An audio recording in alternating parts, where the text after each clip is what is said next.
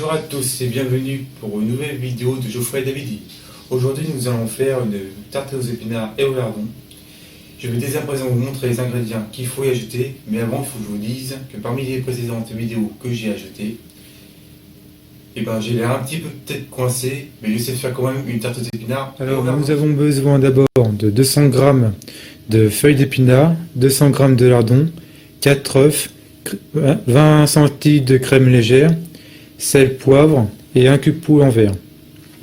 Nous allons commencer par rincer nos feuilles d'épinards et ensuite nous passerons à l'étape suivante. Après vos épinards rincés, mettez-y dans une poêle et mettez-y sur votre feu à induction. Mettez la température à 140 degrés et laissez cuire pendant 4-5 minutes. C'est assez rapide. Si vous avez une gazinière à gaz, comme là, mettez-y votre feu à feu moyen. Pareil, entre 4 et 5 minutes. Et surveillez, mélangez quelques fois pour éviter que ça colle à votre poêle également.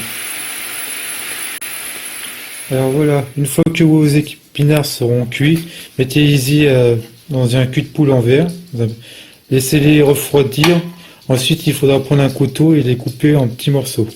Je vous montrerai tout à l'heure. Mais en attendant, nous allons commencer à cuire nos lardons. Pareil, dans une poêle à 140 degrés.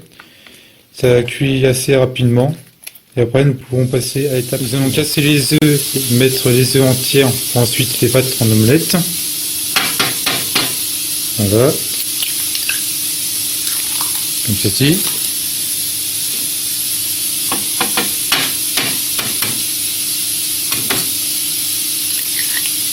Autre.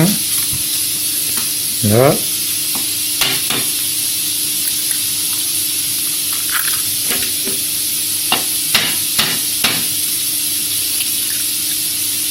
Et voilà. Ensuite, débattre en omelette. Voilà. Ici.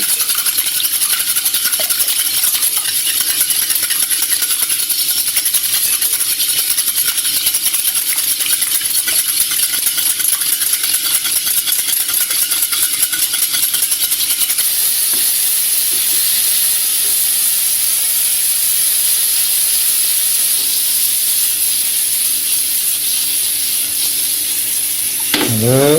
Maintenant nos lardons, une fois qu'ils sont cuits, on va éteindre. Et nous allons commencer par passer à l'étape suivante. Voici nos épinards. Une fois qu'ils sont refroidis, nous allons les couper en morceaux. Comme ça, nous les mélangerons avec les lardons, les œufs, la crème. Ça ne va pas coller à notre fouet. Voilà, petits morceaux comme ça.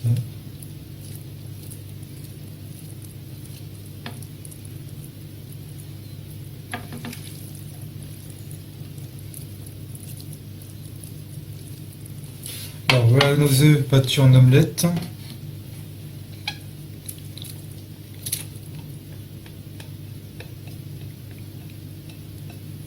Voilà. Alors j'ajoute mes 20 centilitres de crème légère. Voilà. On mélange un peu. Voilà. Comme ceci. Voilà. N'oubliez pas de saler et de poivrer. Un peu. Pas trop parce qu'on a déjà les lardons qui sont un petit peu salés déjà. Et je vais mettre quand même du sel pour moi. Je mets un petit peu de poivre aussi. Poivre noir. Et nos lardons.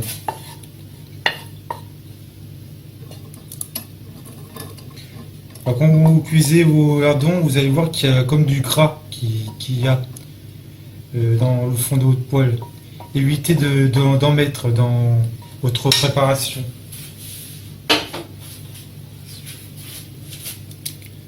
Voilà. Comme ceci. Mélanger.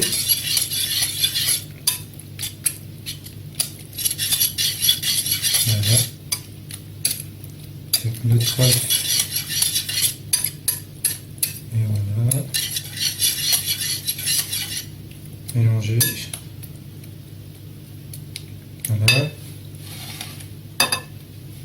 Votre préparation est prête et maintenant nous allons la verser dans notre pâte brisée. Alors voilà, comme vous pouvez le voir, j'ai fait une pâte brisée à l'avance. Maintenant je vais mettre ma préparation dans ma tarte.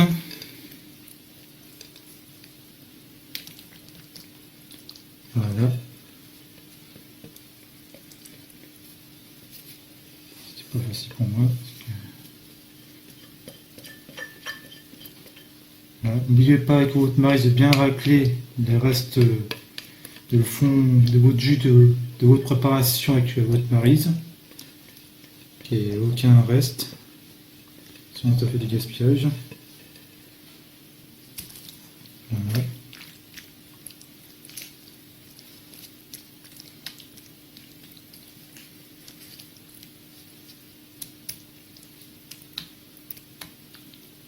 Voilà. N'hésitez pas à bien étaler tout autour de votre pâte, de votre tarte, comme ceci. Voilà.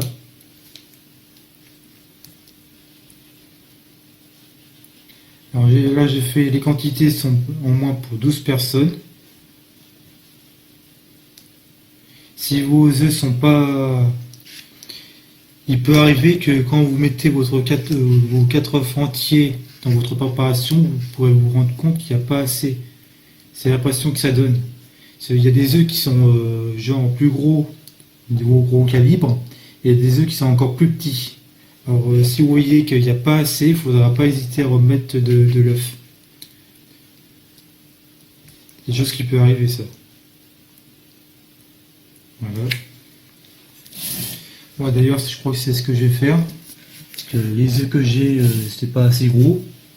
Donc je vais rajouter un œuf en plus. Voilà. Je rajoute un petit peu d'œuf. Voilà. Et voilà. Alors maintenant, mettre votre tarte au four à 180 degrés pendant 30 minutes. Alors voilà notre tarte aux épinards et au lardon cuite. Vous pouvez voir, elle est pas mal. J'ai mis une part de l'autre côté ici, que vous pouvez voir la consistance. Voilà. J'espère que cette vidéo vous a plu. Si elle vous a plu, mettez-y un j'aime. Si vous avez des questions, mettez-y un commentaire. Je vous dis donc à bientôt sur Geoffrey Davidi.